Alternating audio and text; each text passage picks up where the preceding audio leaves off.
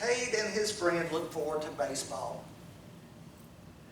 They had been waiting and waiting and waiting for a coach. And now they finally had a coach so they could practice. The coach had them practice throwing the ball, showed them how to use their glove properly, practice swinging the bat, and even practice running. Soon, they were ready to play. Their first game was very different than practice. Lots of people were in the stands and standing behind home plate. When Cade went up to bat, he felt very nervous. With the first pitch, people began calling out, "Cade, swing!" Cade swung at a wild pitch and heard the umpire yell, "Strike!" Behind, people kept yelling, but Cade felt frozen. He didn't swing again. And before long, Cade had 3 strikes. And with his head down, he walked back to the dugout. His friend patted him on the shoulder and reminded him, "Don't pay attention to the crowd. Just listen for your coach's voice." Ain't that what y'all are told when y'all play sports? Don't listen to others, listen to your coach. Yeah. Well, that's a lot like the Bible story today, isn't it? Jesus took Peter, James, and John with him to climb a high mountain. While there, Peter, James, and John saw Jesus change before their eyes. His face glowed, and there were 2 other men who appeared with him on the mountaintop. Peter must have been nervous because he began to talk about building something right there on that mountain. But while Peter was still talking, a cloud covered everyone. And Peter, James, and John heard a voice. "This is my beloved Son.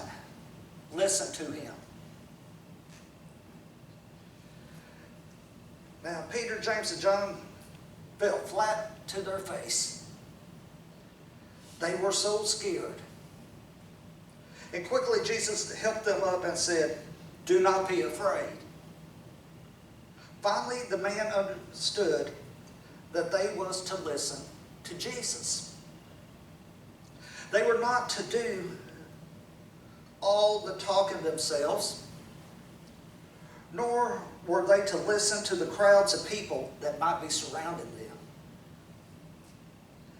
Like Cade, who learned to listen to his coach about all things baseball, Peter, James, and John learned to listen to Jesus. We're to listen to Jesus too. Jesus told us to love our neighbors, care for the needy, and be kind to others. We can learn all Jesus said by reading the Bible. So that's what we need to do, is listen and learn. Want to pray? Oh God, you have told us to listen to Jesus. As we read his words in the Bible, we are listening to him. Thank you for sending Jesus to the world so that we would understand more about faith and about you. Amen. Well, earlier I was talking to John, that part of my sermon was probably about someone that he used to watch box. The real McCoy really wasn't. That is, the real McCoy wasn't really a McCoy. His real name was Norman Selby. Raised on a farm in Indiana, he left home around 1890, and after a year in training, emerged as a boxer with the name Kid McCoy. You watched plenty of his, right? 1890, I was ready. In a day of bare-fisted boxing, the Kid was something else. He said he'd fight anyone, anywhere, and he did. For years, he averaged a fight a month and won most of them by knockouts. But the popularity of his reputation created an atmosphere where a host of imitation Kid McCoys soon cropped up, perhaps hoping to cash in on his reputation and the potential purse he would be offered. That created a certain amount of confusion until the Kid agreed to a title fight with the legendary Joe Kowalski on March 24, 1899. With that fight, the Kid ended the confusion of his identity for all time. In a titanic slugfest that cost him 3 broken ribs, Kid McCoy finished off the legendary Joe in the 20th round. After the fight, the San Francisco Examiner's boxing writer declared, "Now you've seen the real McCoy." In our text today, we read about Jesus taking 3 of his disciples on a special road trip. Jesus had just begun a new phase in the preparation of his disciples. His time was short, and in a few days Jesus would be betrayed and suffer and die on the cross. And because of the shortness of his remaining time, Jesus had begun training his disciples in earnest, preparing them for the fight that lays before them, a fight in which they would ultimately be asked to give their lives. For every disciple except John died a martyr's death. This trip up the mountain was a special trip for Jesus, and it had a special purpose. There was something that Jesus wanted to teach Peter, James, and John on this mountain that he could teach them in no other place and in no other way.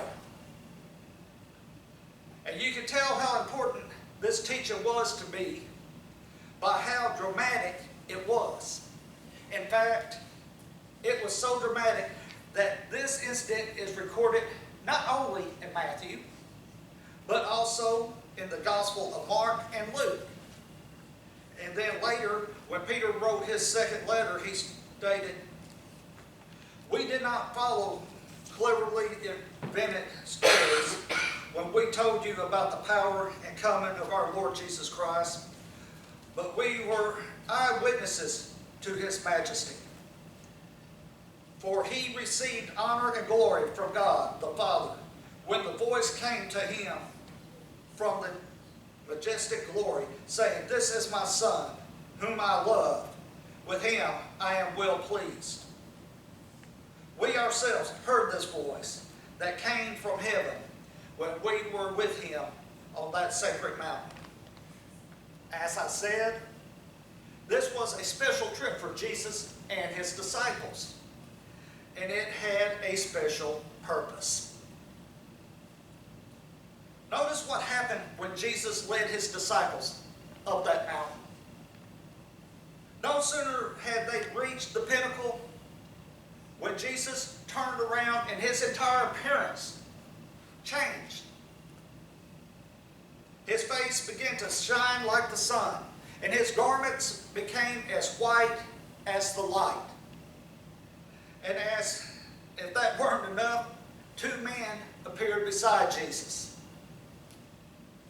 We're not told how the disciples knew who they were, but then suddenly realized these 2 men was Moses and Elijah. Moses, the man to whom God gave the law on Mount Sinai, and Elijah, perhaps one of the greatest prophets of God who ever lived. The disciples are understandably bewildered and terrified. Peter, never at loss for words, "Lord, it is good for us to be here. If you wish, I will make 3 dwellings here, one for you, one for Moses, and one for Elijah." All 3 Gospels agree. Peter did not have a clue what he was saying. But this seemed as good of a comment as any. As Mark 9:6 informs us, he did not know what to say. But just then, as Peter uttered his comment, a massive cloud enveloped all of them, and the voice of God declared, "This is my Son, the beloved. With him I am well pleased. Listen to him." At this point, the disciples can't handle it any longer, and they fall to their faces in hopeless fear. The next thing they know, Jesus is touching them and telling them to stand up.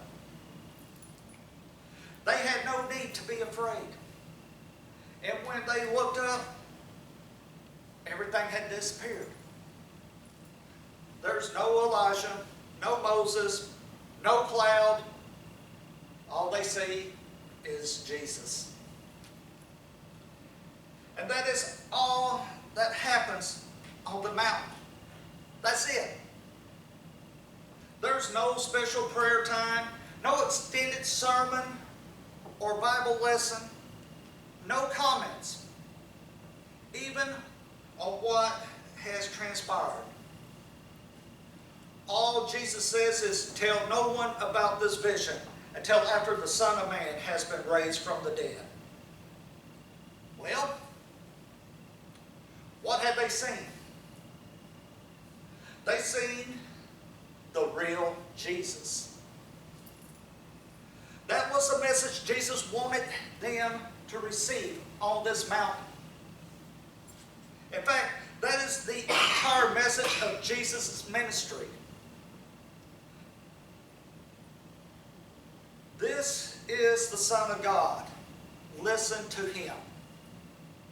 In other words, there was going to be no other messengers, no other authority, no other contender worthy of their attention or ours. This was the real McCoy. Everything else paled and faded away in his presence. Even Moses and Elijah had to disappear when God spoke on this matter. As Hebrews 1:1-3 tells us, in the past God spoke to our forefathers through the prophets at many times and in various ways. But in these last days, he spoke to us by his Son, whom he appointed heir of all things, and through whom he made the universe. The Son is the radiance of God's glory and the exact representation of his being, sustaining all things by his powerful words. This is the foundational truth of our faith. If we don't believe it or understand this central truth, then we're missing out. Unless we see only Jesus and listen to him, it is difficult to even claim to be a Christian. You can't get by with simply believing Jesus was just a nice man, or a great teacher, or a powerful communicator, or the founder of another world religion like Buddha and Muhammad. As C.S. Lewis once observed, you either have to believe that Jesus was a liar, a lunatic, or he was the Lord. Everything we believe as Christians hinge on Jesus being God.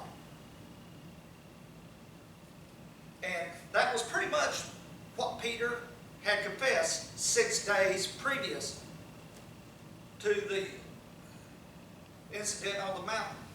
When Jesus asked, "Who do people say that I am?"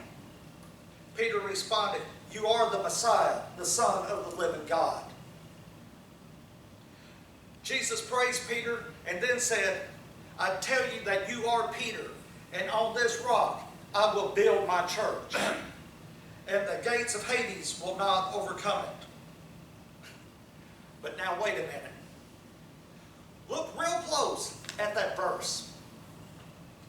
Was Jesus telling Peter that he, Peter, was the rock on which the church would be built? I tell you that you are Peter, and on this rock I will build my church. There are many people who believe that. And there's even a church based much on that theology.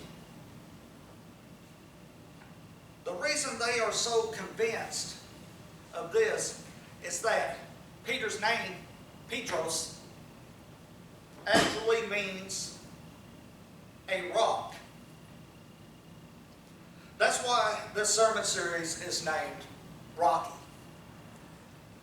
Because it centers around Peter and some of the major events in his life.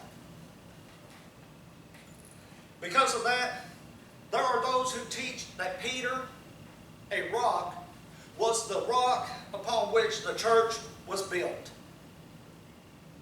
And if you didn't know any better, that would seem like a reasonable explanation of Jesus' words here. But if we look into it, we find out a little more. Paul writes in 1 Corinthians 3:11, "No one can lay any foundation other than the one already laid, which is Jesus Christ." In other words, there is no other foundation for the church than Jesus Christ. Not Peter, not James, not John. No religious leader or council or synod, no board of elders or even famous preachers. Only Jesus can be the foundation of the church and of our faith. Well then, what did Jesus mean by telling Peter, "Upon this rock I will build my church"? Jesus was a master teacher. And at times he used clever techniques to drive his point home. You see, the name Peter, Petros, the masculine form of the word, means a small stone or a rock. By contrast, when talking about the foundation of his church, Jesus used a different term,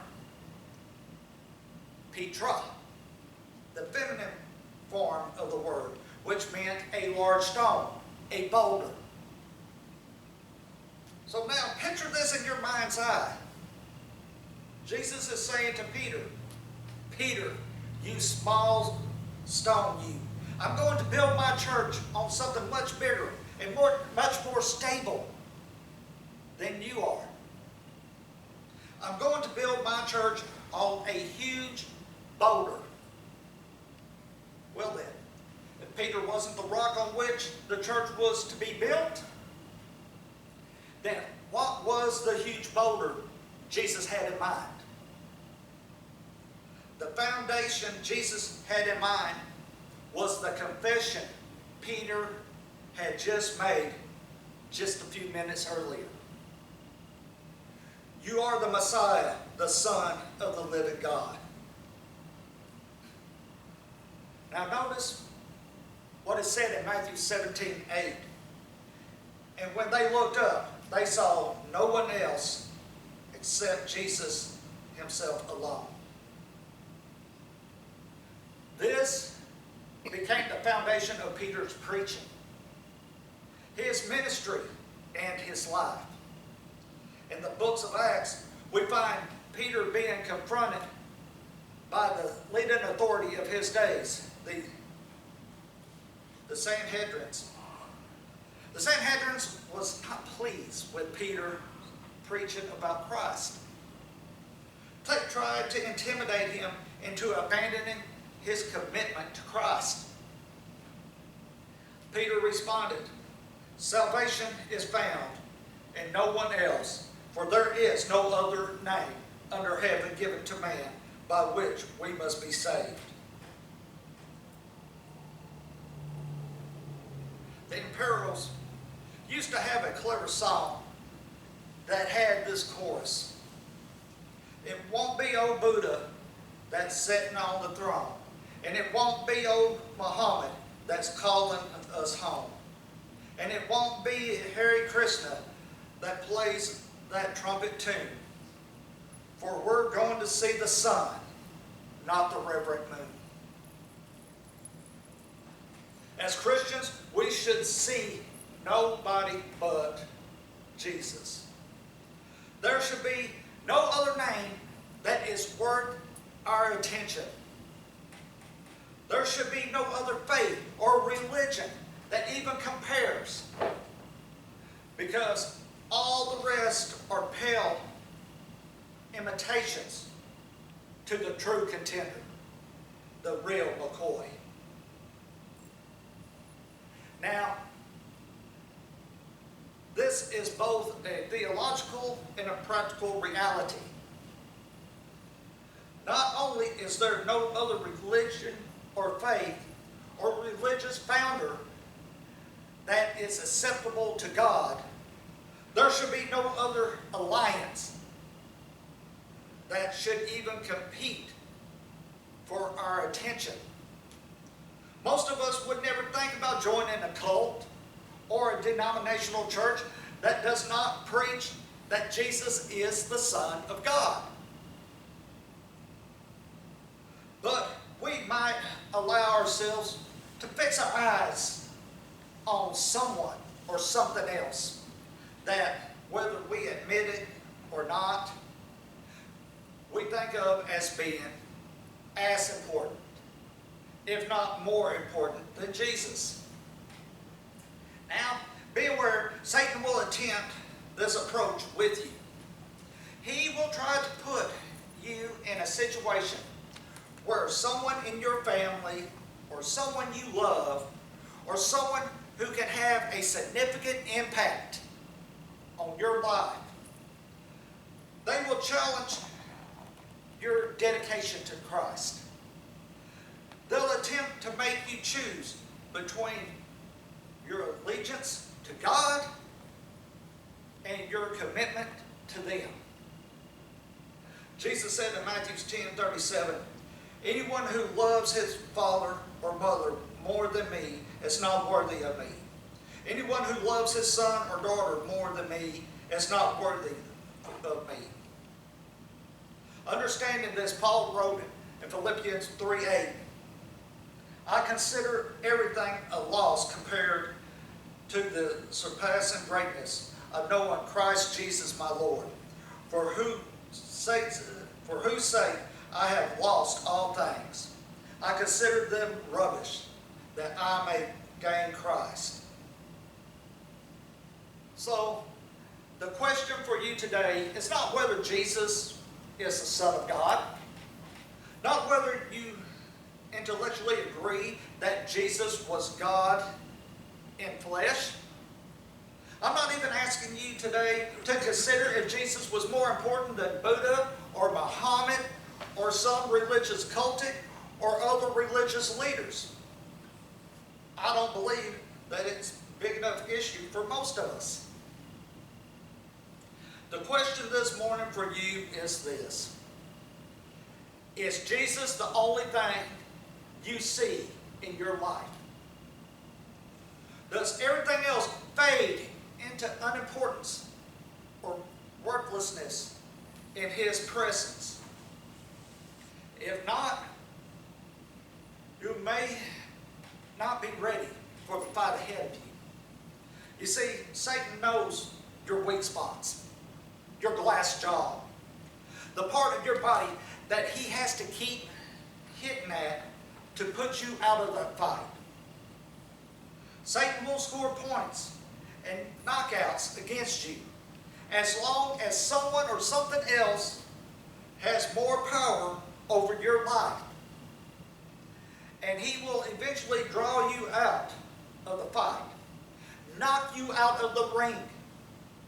But if you decide to stand for Jesus and to stand for him no matter what else the world offers, then even Satan himself will not be able to knock you down for long.